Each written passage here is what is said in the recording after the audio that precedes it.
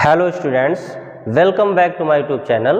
आज हम लोग पढ़ेंगे त्रिकोणमिति के अनुप्रयोग हाइट एंड डिस्टेंस का प्रश्नावली 9A और उसका क्वेश्चन नंबर 20। बाकी इससे पहले के क्वेश्चन आप पिछले वीडियो में देख सकते हैं, प्लेलिस्ट में जाएंगे और इससे पहले के जितने लेसन हैं वो भी आप प्लेलिस्ट में देख सकते हैं। चैनल पे जाएंगे और प्लेलिस्ट ओपन करेंगे, प्लेलिस्ट लेसन वाइज बनी है, आप उसको ओपन करके हर एक वीडियो को देख सकते हैं। तो देखो वही क्वेश्चन नंबर 20 हमारा क्या है, क्या कह रहा है, मीनार के आधार से एक सरल रेखा में 4 मीटर और 9 मीटर की दूरी पर दो बिंदुओं से मीनार के शिखर के उन्नयन कोण पूरक कोण है। सिद्ध कीजिए कि मीनार की ऊंचाई 6 मीटर है।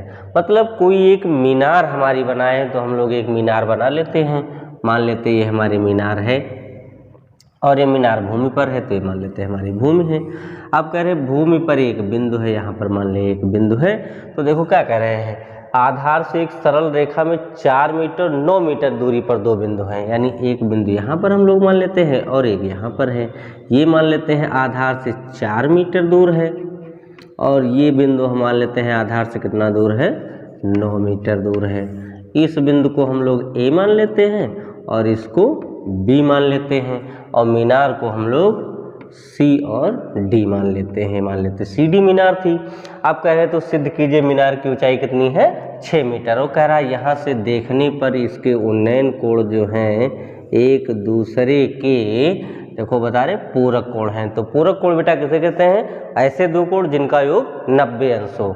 तो एक कोण हम अगर मान ले क्या है, थीटा मान ले, तो दूसरा कोण हमारा क्या हो जाएगा, 90 माइनस थीटा। इसको मान ले थीटा है तो ये हमारा हो जाएगा 90 माइनस थीटा। ये दोनों हमारे कोण हो गए। अब कह रहा सिद्ध कीजिए कि मीनार की ऊंचाई 6 मीटर है। तो देखो भाई हम लोग h मान ले, मीनार की ऊंचाई कितनी है, h। तो अब हमें क्या सिद्ध करना है, हमें सिद्ध करना है prove that h equal to 6 metre. ये लाके हमें दिखाना है। तो देखो भाई कैसे सॉल्व करते हैं। देखो बेटा चित्र आपके समझ में आ गया। अगर चित्र समझ में आ गया है तो आप क्वेश्चन को तुरंत सॉल्व कर लेंगे। देखो हाइट एंड डिस्टेंस का जो भी क्वेश्चन है, अगर चित्र आप बना लिए हैं तो आपका क्वेश्चन सॉल्व करने में कुछ भी नहीं है। और अगर चित्र नहीं बना पा रहे तो आप क्वेश्चन को 2-3 बार कंटिन्यू पढ़ते रहें जब तक कि आपके समझ में ना आए कि चित्र में है क्या, इस क्वेश्चन में क्या कह रहा है। तो देखो भाई क्या करेंगे, ये हमारा त्रिभुज है DCB। इस त्रिभुज में यानी DCB त्रिभुज में ये हमारा लंब है और ये क्या है, आधार। यानी लंब और आधार में संबंध बताना है। कौन सा सूत्र लगाया जाए, tan थीटा। यानी यहाँ पे लिखेंगे tan थीटा बराबर लंब बटे आधार, यानी tan थीटा, थीटा की जगह हम लोग थीटा ही लिखेंगे, बराबर लंब, लंब हम लोग क्या माने हैं, स्मॉल h, यानी स्मॉल h अपॉन आधार। आधार कितना है, 4। तो यहाँ पे लिखेंगे 4। बस tan थीटा बराबर h/4, इसे मान लें हम लोग समीकरण नंबर 1। इतना समझ पाए। इतना समझने के बाद फिर भाई आगे देखिए क्या करेंगे। अब हमारा एक बड़ा त्रिभुज है DCA में, इस बड़े त्रिभुज में DCA में, इसमें भी ये लंब है और ये आधार है। तो लिखेंगे त्रिभुज DCA में, DCA त्रिभुज में क्या हो जाएगा, tan थीटा बराबर लंब बटे आधार। तो tan थीटा, थीटा की जगह हम लोग इसमें क्या लिखेंगे, 90 माइनस थीटा, 90 माइनस थीटा बराबर लंब, लंब हमारा कितना है, स्मॉल h और अपॉन आधार, आधार बेटा कितना है, 9। तो यहाँ पे 9 लिख लें।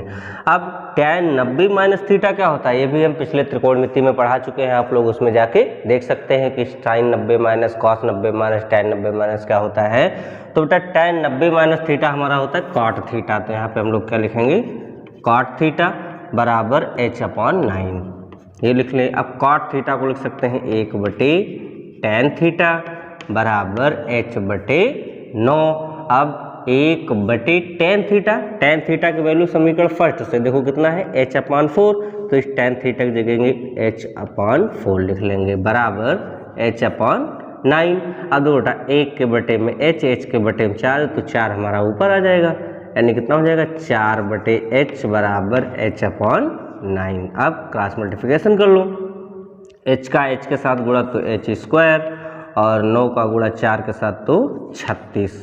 अब बेटा क्या करेंगे, दोनों पक्षों का वर्गमूल लेने पर, दोनों पक्षों का वर्गमूल लेने पर, दोनों पक्षों का वर्गमूल ले लीजिए तो h स्क्वायर इसका वर्गमूल यानी h और 36 का वर्गमूल कितना 6 मीटर। तो बेटा कह रहा था सिद्ध कीजिए कि हमारी ऊंचाई कितनी 6 मीटर, और हम लोग सिद्ध करके दिखा दिए कि h बराबर कितना 6 मीटर।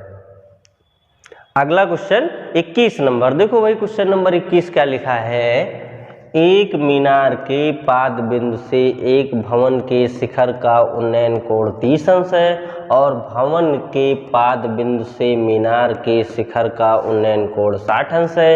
यदि मीनार 50 मीटर ऊंची हो तो भवन की ऊंचाई ज्ञात कीजिए। तो देखो भाई क्वेश्चन अगर ना समझ में आया हो तो एक बार आप फिर से पढ़ लीजिए, फिर चित्र को बनाइए, थोड़ा आसान हो जाएगा आपके लिए। तो देखो कह रहे हैं एक भवन है और एक मीनार है, तो हम ये मान लेते हैं हमारा मीनार है और ये हम लोग मान ले एक भवन है, और ये दोनों जमीन पर हैं, ये मान लेते हैं ऐसे जमीन है।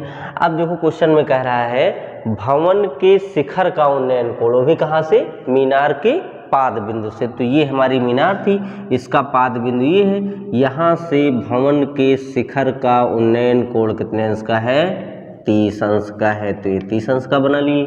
फिर देखो कह रहे और भवन के पाद बिंदु से, तो भवन का पाद बिंदु ये है, यहाँ से मीनार के शिखर का उन्नयन कोण 60 अंश है, तो मीनार का शिखर ये है, यहाँ जब देखा जा रहा है तो इसका उन्नयन कोण कितने अंश का है, 60 अंश का है। तो अब कह रहे हैं यदि मीनार 50 मीटर ऊंची हो, यानी ये हमारी मीनार कितनी ऊंची है 50 मीटर। अब तो भवन की ऊंचाई ज्ञात कीजिए, मतलब हमें भवन की ऊंचाई निकालना, ये ऊंचाई मान लें हम कितनी है h मीटर, माना भवन कितना ऊंचा है h मीटर ऊंचा। अब इसको हम लोग मान लें a b c और इसे मान लें d। अब देखो भाई क्या करेंगे, कैसे निकालेंगे, देखिए भाई कह रहा था ये भवन हमारा कितना ऊंचा था, ओ सॉरी मीनार कितना ऊंची थी 50 मीटर। तो देखो बेटा आप पहले इस त्रिभुज में, कौन सा त्रिभुज ए बी सी में क्या लिखेंगे, त्रिभुज ए बी सी में कितना tan थीटा बराबर लंब बटे आधार। तो tan थीटा, थीटा इसमें कितना इस त्रिभुज में 60 अंश का, यानी यहाँ लिखेंगे 60 बराबर लंब कितना हमारा 50, तो यहाँ लिखेंगे 50 और बटे आधार कितना BC, तो यहाँ पे लिखेंगे BC। अब tan 60 का मान कितना √3 बराबर 50 बटे BC। और इसके बटे में कुछ नहीं, एक तो क्रॉस मल्टीप्लिकेशन कर लीजिए, BC का गुणा √3 के साथ कितना √3 BC और बराबर 50 का गुणा 1 के साथ तो 50। फिर बेटा देखो क्या करेंगे आप, ये √3 इधर आएगा तो बटे में, यानी BC बराबर 50 बटे √3। अब रूट नीचे नहीं रखा जाता है तो इसका परमीकरण कर दो, तो √3 से नीचे गुणा और √3 से ऊपर गुणा कर दें, तो BC बराबर कितना हो जाएगा 50 √3 और बटे नीचे √3 तो केवल 3 इतना मीटर। ये हम BC निकाल लिए।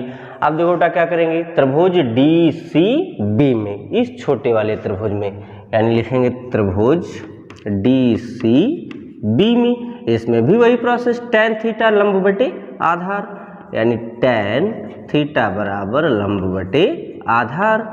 तो tan थीटा, थीटा की जगह हम लोग क्या लिखेंगे 30, यानी tan 30 बराबर लंब, लंब कितना h और बटे आधार कितना BC, इसमें भी आधार वही है, तो tan 30 का मान कितना 1 बटे √3 बराबर h बटे BC।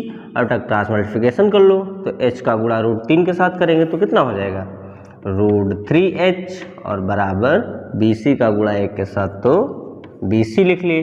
अब बेटा देखो BC का मान हम लोग निकाल चुके हैं, यहाँ से देखो BC का मान कितना 50 √3 बटे 3, तो BC की जगह हम लोग क्या लिखेंगे 50 √3 बटे 3, ये BC का मान यहाँ रख दिए। अब √3 इधर आएगा तो बटे में, तो h बराबर हो जाएगा 50 √3 बटे 3 √3।